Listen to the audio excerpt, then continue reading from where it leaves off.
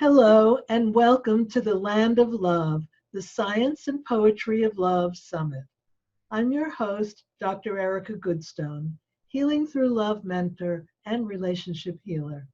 This is the seventh summit I'm hosting, and after the last one, Miraculous Healing, I was never going to host a summit again because it's so much work. But I became inspired and I wanted to inspire you. Not with the usual tips and suggestions about love, but poetry that digs deep into your emotions of love and scientific research about your brain, your mind, your heart, your gut, your feelings, and love.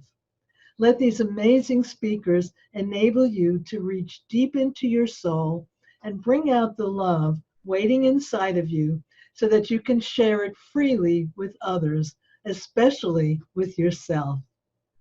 Today, I'm excited to be talking with Colleen Gallagher.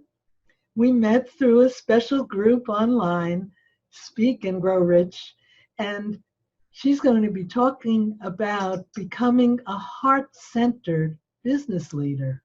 And we certainly need more of that. She's an international speaker, author, and a world traveler, having visited and worked in some of these. She visited 35 countries.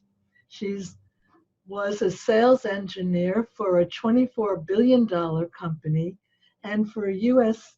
company, $400 billion in, oh, I'm sorry, I think I better start that over. It's okay.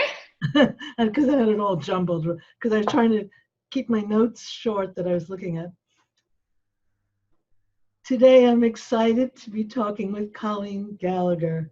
We met in an online group called Speak and Grow Rich, and she's going to be talking today about becoming a heart-centered business leader, and we certainly can use more of that in this world now. Colleen is an international speaker, author, world traveler. She has traveled to over 35 countries. She worked as a sales engineer for a $24 billion company in the US and for a $400 million company in Australia or New Zealand. And I may have had those numbers reversed. But wow, real experience in the business world around the world. And she has two books, The Future for Rohingyas Education in Bangladesh, and I'm sure that's an amazing book. And the other one is Live Your Truth. So I'm delighted to be welcoming you today, Colleen Gallagher. Thank you, Dr. Goodstone. I'm so excited to be here and collaborating in this way. Yeah. So this summit is about love. So I'm asking each of the speakers to answer a few questions about love before getting into your topic. So the first question is, what does love mean to you? Such a deep question. I love that you start out with, because to me, I always say that love isn't a word, it's a feeling.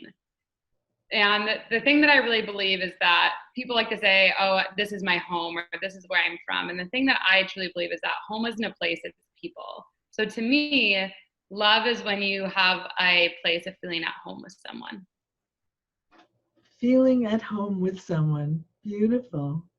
And you've had that experience because you've traveled to so many places. So Yeah. do you feel like each place is like home when you're there, or how does it feel to you?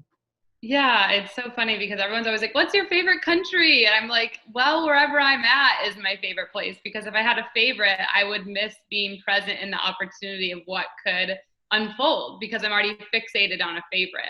And so, I mean, if there were places I'd live, then I'd have, that'd be a different question. But I think every person that I meet and every person that I interact with, they give me a different piece of home. And a lot of times I feel like I've met someone, or I may have found someone, I'm like, oh, this friendship or this business opportunity, it feels like home. It feels amazing in this expression and collaboration. And then I keep living my life and it just gets better and better and deeper and more expansive. And so I think you kind of end up growing something where you feel like you have home everywhere, because you have so many people that you've learned to connect with and be present with. That is so beautiful, because so many people feel homeless. They're immigrants and they go somewhere else and they miss their home. What a beautiful perspective. Yeah, well, I think too, if you look at like a research perspective, even so, let's say I think there's around 80 million refugees around the world, which means that they can't be in their own country and no other country will take them in. 80 million people is almost 1/3 of the USA population. I mean, that is larger than 50% of most countries that are around. And so when you start to really shift your mindset of just because we were taught a little roof or a little apartment or whatever, that is what's meant to be home. The reality is if you were stripped away from everything and you had nothing that you actually own matters. It would matter when you have the phone. Who can you call that's going to allow you to be like, you know what, I've got your back. I'm going to figure this out. We're going to do this. I know a job. I know an opportunity. And to me, that's a home because it's more sustainable than any distraction. Amazing. That's why I love doing a summit like this and getting different perspectives. So now I have a question. How has love hurt you and how has it healed you?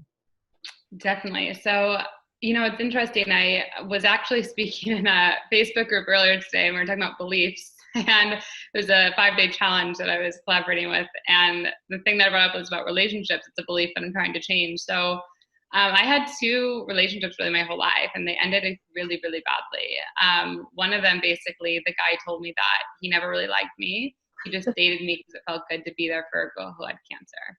And the other guy, we were out, and his friend came up to me and was sexually grabbing my hair and was saying inappropriate things to me. And I told my partner, and he said that it was all my fault. And these are 2 people that I thought I was like madly in love with, one of them I thought I was going to spend my life with. And so I, from both of those, kind of really shut myself off, or became kind of someone who was very afraid of commitment or letting someone in very close to me. And I kind of then had a habit after going emotionally unavailable men and kept re-putting that and re-putting that. So I think a lot of ways love has hurt me because I didn't value myself and I didn't have worth of myself. And I think love has healed me also in the beautiful way of knowing that I'm worthy because I'm worthy. And I think that's been a really beautiful place that I've gotten to process through and journey through. And I think that's the biggest way I could say with specific relationship love that's hurt me, but it's healed me so much greater. So it's even hard to say that. I think in every moment I should say that we have something traumatic happen to us. We have a death, but at the same time, there's a death of us. There's a pain point, but there's actually also wisdom that's birthed in that moment. And if you can capitalize on that wisdom, your life will absolutely change. And also, as you're speaking about that, I'm thinking when somebody dies and you're hurting, you reach out to other people and maybe get close to someone else that you may not have connected with. So exactly. Okay.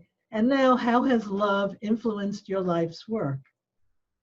Wow, yeah. So, I mean, I had cancer at age 14, and I've seen a lot of people pass away or their kids passed away, and they never really got to spend time doing what they loved.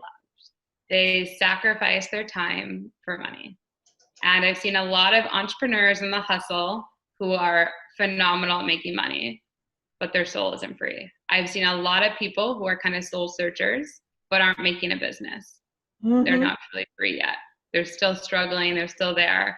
And for me, I guess when I've seen so many people die, close friends to me, people that I've just been around in the hospital, and you see that the only thing that's ever going to truly fulfill you in life is when you stop hiding from yourself. Because you can hide from the world, you can pretend, but that thing, when you look in the mirror, that thing when you don't want to wake out of bed, because you're hiding and you know it. And so from that, love has just inspired me to be me. Love's inspired me to not be in a rush, to be in a hustle to get a result. And I've had to do a lot of ego deaths with that as well. But I think when you can truly become inspired by tuning into the operating system of your heart and tuning into the operating system of feelings, and then creating logic around that or infrastructure of your life around that, it influences you and shifts you in so many ways that, again, I would say it makes you feel like home wherever you're at. And you keep getting back to self-love. That's Always. hearing you say, like, you're not saying, I met someone and that person helped me heal. It was an inner job, inner healing. Mm-hmm. I've definitely done that. I can't deny. I've definitely looked for validation on the external, but I've gone through that process, and that's been a beautiful journey as well, because you come back to the realization that people can guide you, people can suggest things for you, but you're the only one, when you're sitting by yourself, choose to be like, I'm going to meditate for 20 minutes. You're the only one who be like, I'm going to choose to turn my phone off. You're the only one who say, I'm not going to listen to that music. I'm not going to text that person. Doesn't matter how many people, it's you. And sometimes you're in a beautiful journey on yourself and you have to go through mistakes and lessons, but it all brings you back to yourself. The other piece of this is that we are influenced by others. Our brains are influenced. So we do have an effect on others, but it's so important to take that time for yourself. Mm-hmm. That's what I'm saying. Okay, so what has science revealed to you about love? Yeah, so I'm just looking at my phone, but there was a very interesting article that I found that I really, really loved. And I love what it said. It says, by romantic love, we mean any intense attraction that involves the idealization of the other, with an erotic content, with the expectation of enduring for some time into the future. Romantic love stands in sharp contrast to the companionship phase of love, which is characterized by the growth of a more peaceful, comfortable, and fulfilling relationship. It is a strong and enduring affection built upon long-term association. And the reason that I really like this is because I think a lot of people, they meet someone and they're like, I'm in love, or this is the one. And I'm not saying I don't think you can meet people. I think you definitely meet people sometimes you're like, whoa, our chemistry is off the charts. Like there's something there, but there's chemistry and there's compatibility, right? And there's going to be times, I always say, it's funny, when I always meet people, I'm like, you don't want to necessarily date me. You want to become my best friend, because in becoming my best friend, that's what's going to make me feel comfortable to trust you, to communicate with you, to want to build a foundation of companionship. Because the reality is there's a million ways to love, but I think what most of us really deeply value is we desire deep, meaningful connections. And that takes time, that takes effort, that takes compounding moments and experiences. And if you just meet someone and you're like, that's it, that's the one, or whatever that is, usually there's other things that can arise to cause turbulence. And so you always have to tune into yourself. Is this what I really desire? Is this really working for me? Is this really something I want to invest time into and compound? Or am I trying to idealize someone for who they're not ever going to really be? That is so common. That's what so many of us do, idolize someone and idealize someone. And they are never going to be that, but we keep expecting them. Like women always want the man to change to fit whatever she thinks, and the man never wants the woman to change. He wants her to be exactly as she was. I heard that a long time ago, and it's kind of funny. Yeah. Yeah, I think it's a beautiful play. I think it's a beautiful dance, right? I think obviously when you're even in a friendship, friendships you had for years, you both are changing and evolving, and there's different things that happen. But I think the common denominator, even whether it's a friendship or it's a romantic relationship, is you have a commitment. And I think as soon as you make a commitment to someone of like, we are friends, I've invested time and energy into you, I'm investing support, collaboration, whatever it is I need to show up for you for, you've made some type of commitment energetically or verbally to that friendship. I mean, in relationships, you do it obviously more verbal, probably friendship, but you do that. And I think you have to be present with who someone really is, not who they're desiring to be or not who you see them to be. And you have to give it time and space to see if that person is evolving in the way that they say they want to, or if they're staying stuck in loops and giving you false promises. And that's, I think, when you have the availability to go, okay, I know growth is important to me. I clearly don't see a growth mentality in us that's both working. Doesn't mean you're always going to love someone's growth or where they want to go. But if someone's saying, I want to go here and this is who I want to be, and they follow through on that, they're going to grow again and again and again. And I think it's more important to fall in love with someone who's in a process of growing and evolving than idealizing someone who's staying stagnant. And and you have to allow that growth and not try to hold them back. Exactly. Mm-hmm. So now tell us the poem that you're sharing today. Yep. So it's called About Happiness. So it says, to me, happiness is traveling. Not really me traveling, but my heart songs traveling. When the songs in my heart travel out and around the world, in the things that I say, and in the poems and stories that I write, and in the prayers that I feel to God, and when the letters and words of those heart songs bring some peace to the countries and people we have war in their lives, who have war in their lives, this is real happiness to me. Yeah, not what some of us think of. Beautiful. Yeah. So now we get to your business aspects. So the first question is, why is monetizing love important? And I know so many people out there doing some good kind of work and not really monetizing it. Yeah, so I really, really believe is that we're all spiritual beings. I really believe that we're all energetic, whatever religion you want to call it is fine. But I really believe that we're all here to be of higher service to something, or we wouldn't be here, right? And I also believe from that God doesn't want us, or universe, source, energy doesn't want us to suffer. So I kind of say there's these two operating systems you can have, right? And I say you have like the hustler, the 9 to 5, where you're literally compromising yourself for a false security of money. And you also have this person that's like, I have so much to give, I have so much to share that I'm just going to give it all away for free. And I'm not going to pretend, I'm going to pretend I have no needs, no boundaries, no desires. I'm just going to give and give and give. Well, in between these two operating systems, you're causing chaos in your body, because as I talked a little bit about earlier, there's an operating system, which is either our feelings or our logic. Usually if you're really creating the life that you want, it has to feel good to you. And you are not me. You're not Dr. Erica Goodstone. So what makes us feel good is going to be very different to what makes you feel good. And it's important you find that truth, stick to that, and you start creating an operating system for you to design your life out of that. Okay, I know that I like to help people. How do I like to help people? What are the problems I like to solve?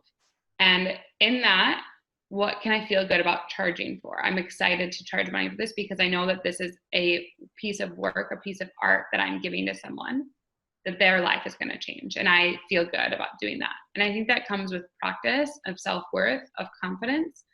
But if you don't do it for yourself, you're creating your own cage to suffering that no one can save you from. And so it's so important that you choose to monetize whatever it is that you're good at, because the more people sharing good messages, the more people monetizing impact, the more people you can employ, the more people that you can inspire, the more people that you can help them leave corporate jobs or leave things that aren't meant for them, then you're really fulfilling your work soul. Whereas if you're so worried about money, you can't be as prevalent or focused in receiving all the information that you really want to share. I want to add to that many people have a mindset that money is bad, or the people who create a lot of money are not honest, and then you see examples of that. So that can stop you, but that's probably all the more reason for you to put your good work out there. Yeah, so there's actually a documentary. It's called Thrive. It's on YouTube. It's one of the most watched documentaries in the world. Netflix wouldn't even pick it up. It talks about how 5 families own the world. That's very controversial. And it talks a lot about money and programming and how the world has literally been programmed in the way that it has. And so one thing that I really believe, let's say mindset of, sure, we can say that money is bad. We can say that talking's bad. You could say breathing is bad. There's so many things that you could say is bad. You can say working out's bad. But those are all your beliefs. And for someone who says to me, money is bad, I go, okay, well, are you happy? And usually the people that do that, their energy around the money of anger, of frustration, of blaming is so heavy. Well, if they would just take all that energy and they could just mix it into inspired action, they can mix it into, I'm going to take responsibility to do my part in this. And no matter if I get credit or not, I'm just going to be the good person because I want to be the good person. I'm going to walk over to that side of the road where there's, a homeless guy, and I'm going to give him food. And I think when you start to shift your mindset in that way to become more of a servant, you get so much less distracted on what you could perceive as going on with money, because you start meeting more and more good people that are doing good things with money. And so how do you become a heart-centered business leader? Yeah, so I have 8 golden pillars, which I say to become a heart-centered business leader. But what I truly believe is just making it really simple for you. Step one, you have to follow your intuitive knowing, your obsessive knowing. There's something that you know when you look in the mirror. There's something that you know when you journal, when you're communicating, that you know you should be doing, whether it's traveling, whether it's writing, whether it's retreats, whether it's speaking, like whether it's e-commerce, you know that you should be doing something that you're not doing. And from that, you should be admitting to yourself that you're worthy to have the life that you deserve and that you can make the time and effort to set your soul free.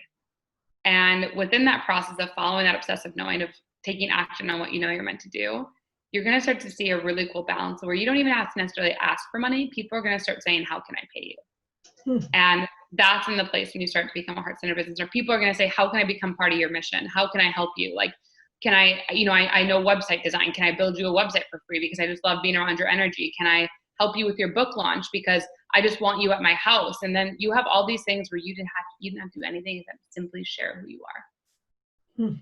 Beautiful. We'd all love that. But how do you do that? How do you connect your heart while doing business, while doing sales, marketing, negotiating?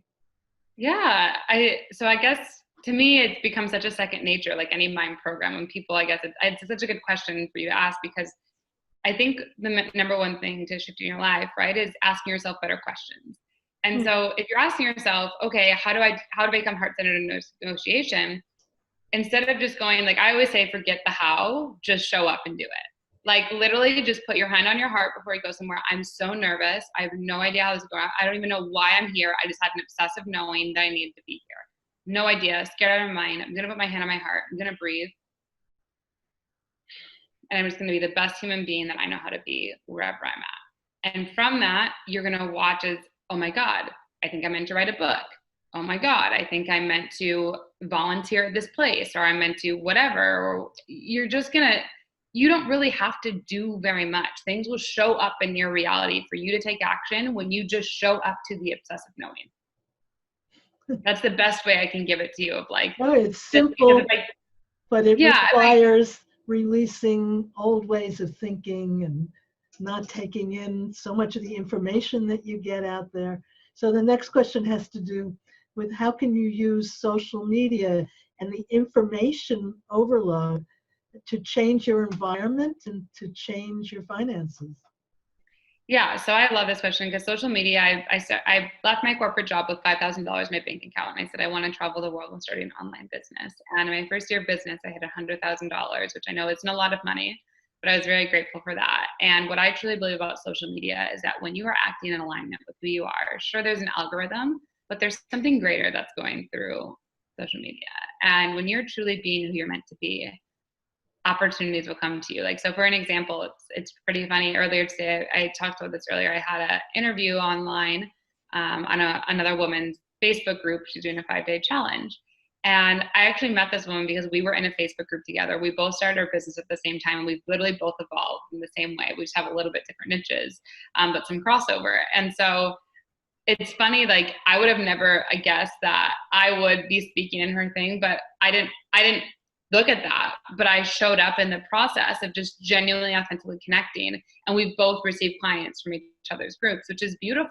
That's a beautiful collaboration. It's a beautiful thing. And I didn't really have to do much. It's like be myself, nurture that connection, just be like, hey, I'm thinking of you. Hope you're well.